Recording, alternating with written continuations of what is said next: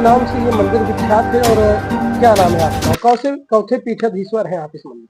ये श्री राम जानकी मंदिर चौवहा लालगंज के नाम से मशहूर है यहाँ की। और यहाँ की गद्दी सबसे ज्यादा विख्यात जब सबसे ज्यादा हुए हैं यहाँ के बाबा परम संत बाबा त्रिभुवन दास जी, और इनके गुरु परम पूजनीय पप्पू दास जी थे, और उनके बाबा त्रिभुवन दास जी के शिष्य मुसई दास जी हुए हैं। और ये गद्दी जो है ये बाल ब्रह्मचारियों से, तीनों गद्दियों से बाल ब्रह्मचारियों की गद्दी चल रही है। अब इस समय ये चौथी गद्दी है।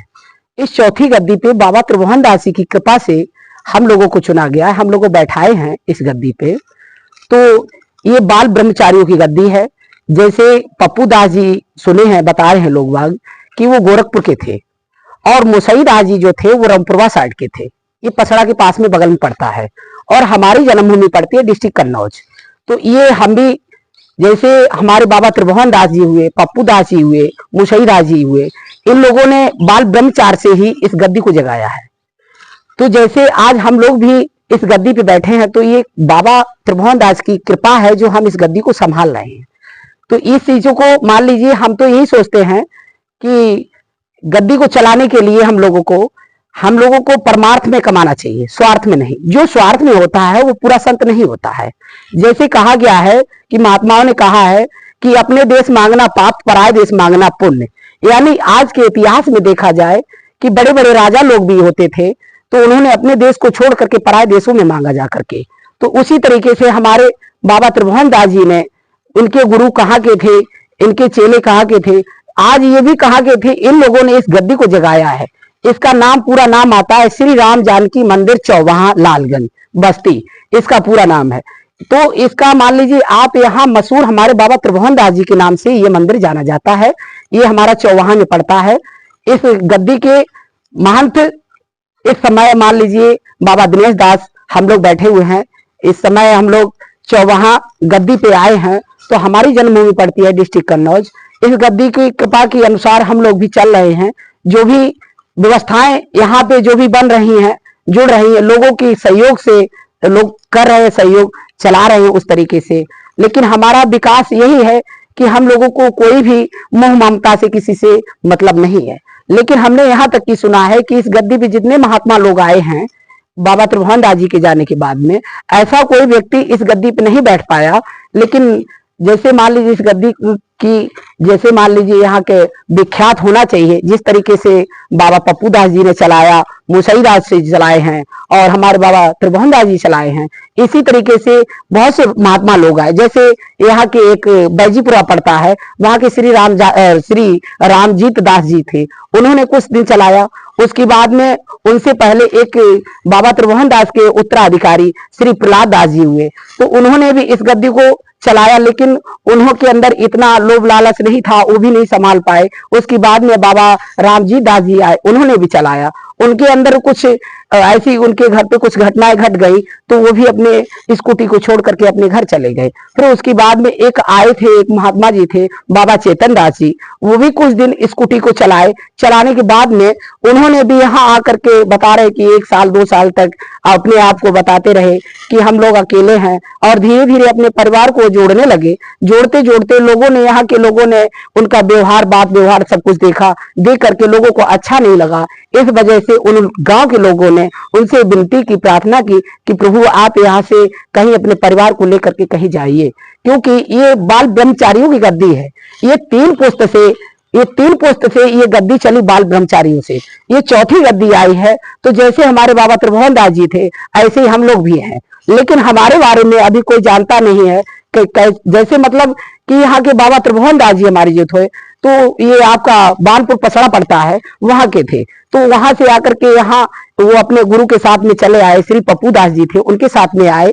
तो हमारा यहाँ पे आगमन एक यहाँ के लोगों से प्रेम भाव जुड़ा, और उसी प्रेम भाव से हम लोग यहाँ पे उपस्थित हुए हैं। हम लोग भी कहाँ की, हम लोगों की जन्मभूमि है, और ये तो एक भगवान की कृपा होती है कि जैसे किसी को अगर उठाना चाहते, बढ़ाना चाहते हैं, तो एक अपना हाथ नीचे और एक ऊपर दोनों तरफ लगा करके तब उसे आगे बढ़ाते हैं। किस उम्र में आपने ये ब्रह्मचर्य जीवन ज्वाइन किया, और क्या कारण था कि आपने ब्रह्मचर्य को अपनाया और क्या मन में विचार आपका आया था कि ये ब्रह्मचर्य आपने अपनाया था? जब से हम लोग समझदार हुए हैं तब से हमने गीता भागवत रामायण कथा भागवत जहाँ चलती थी तो हम लोग हमेशा उन भागवतों कथा वेद पुराण जहाँ होते थे हम उनमें हमेशा हमारी एक इच्छा ऐसी रहती थी कि इस जगह को मान लीजिए हम इस संसार में आए किस लिए आए क्या करने आए। ऑटोमेटिक भगवान की प्रेरणा हमारे अंदर जब जागने लगी तो धीरे धीरे हम लोग अपने सारे परिवार से हम लोग धीरे धीरे दूर होने लगे और उसके बाद में भगवान की कृपा हुई। आगे चलते चलते हम लोग मथुरा वृंदावन में रहने लगे, यानी हम लोग वृंदावन बरसाना गोकुल नंदगांव ऐसी जगह नहीं बची जहां हम लोग वहां पे हम दर्शन नहीं किए, हर जगह किए हैं। लेकिन भगवान की कृपा हुई, एक हमारे यहीं पे मेहनौना गांव में एक कुटी है बाबा श्री गुलाब दास जी, वो भी यहाँ के कन्हेटी के थे। ये आपकी कन्हेटी एक पड़ती है यहीं पे बता रहे हैं लोग बाग कि यहाँ के थे, तो उन्हीं की जरिया से वो एक बाबा श्री गुलाब दास जी जो थे तो वो महंत जी जो थे तो वो हमारे एक जय गुरुदेव संस्था से जुड़े हुए थे, जय गुरुदेव धर्म प्रचारक संस्था मथुरा टेस्ट मथुरा से वो जुड़े हुए थे। तो हमारा उनका एक ऑटोमेटिक ऐसे ही एक बार हमारा उनका मुलाकात हमारी मथुरा में हुई तो उन्हीं से हमारा संपर्क हुआ, तो आने जाना उनके साथ में होने लगा। तो उन्हीं की कृपा से हम लोग यहाँ तक, जैसे एक बार ऐसे ही यहाँ के चौवाहे के हमारे कुछ लोग भाई लोग, जैसे इनकी कोई रिश्तेदारी होगी, जैसे एक सिल्लो पड़ता है उस गांव में, यहाँ की लड़की उस गांव में ब्याही थी तो उसका कुछ ऐसा शरीर देह त्यागनी पड़ी, तो उसी के उपलक्ष्य में यहाँ के कुछ लोग गए तो वहां पे हम लोग रहते थे। तो यहाँ के लोग जब पूछने लगे कि महाराज जी आप कहाँ से कैसे हैं, तो यहाँ के श्री देवदत्त ओझा जी जो हैं और एक सुनील यादव जी हैं, एक संजय राय जी हैं, जो ये तीनों व्यक्ति हम लोगों से मुलाकात जब हुई वहां पे तो इन लोगों ने कहा कि महाराज जी ऐसा है कि हमारे यहाँ एक कुटी है बाबा त्रिभुवन दास जी की, श्री राम जानकी मंदिर चौबाहा पड़ता है उसका नाम, तो आप वहां चलिए, आप वहां रहिए। तो हमने कहा भैया ऐसा है, कुछ दिन हम अभी यहाँ नए आए हैं और ये बाबा गुलाब दास जी की गद्दी है, इसे हम थोड़ा कुछ संभाल लें, उसके बाद में देखते हैं। तो लोगों ने विनती प्रार्थना की, तो हमने कुछ दिन तक बातचीत चलने लगी तो ऑटोमेटिक ही ये जैसे ये नवरात्रियों में नवरात्रि पूजन था तो उसी में हम लोग लालगंज में आए, तो वहीं पे हमारे देवदत्त ओझा जी से मुलाकात हुई। तो उन्होंने कहा कि महाराज जी 10 मिनट का हमें समय दे दीजिए, समय मांगा उन्होंने, तब ने कहा अच्छा ठीक है। तो जैसे ही हम यहाँ पहुंचे तो हमने अंदर दर्शन किए, दर्शन करने के बाद में तो बाबा की कृपा ऐसी हुई कि ऑटोमेटिक ही मुझे 10 दिन के अंदर ही मुझे मेहनौना गांव ऑटोमेटिक इनकी प्रेरणा ऐसी हुई कि इस गद्दी को चलाने योग्य आप हैं, आप हमारे साथ चलिए। तो जहां वो दृश्य देख रहे थे तो वो तो उनकी एक कृपा हुई है, कृपा अनुसार हम लोग चले हैं। दूसरी बात, एक जैसे कहते हैं कि भगवान को हम लोग देखते नहीं है, जैसे एक महसूस किया जाता है। अग्नि जैसे अगर जल रही है तो अग्नि के पास बैठने से हमें उसकी गर्मी महसूस होती है, उसी तरीके से भगवान का दृश्य हमें महसूस होता है, दिखाई नहीं पड़ता। जिस दिन भगवान हमारे साक्षात सामने खड़े हो जाएंगे तो हमारा जैसे कहा गया है, ये जैसे ये ब्रह्मांड जैसे ब्रह्म मतलब कहने का मतलब है ब्रह्म, जैसे ब्रह्मांड एक सर को कहा जाता है, ये शरीर के सारे अंगों का ब्रह्मांड एक ही कहा जाता है, मस्तक जिसे है।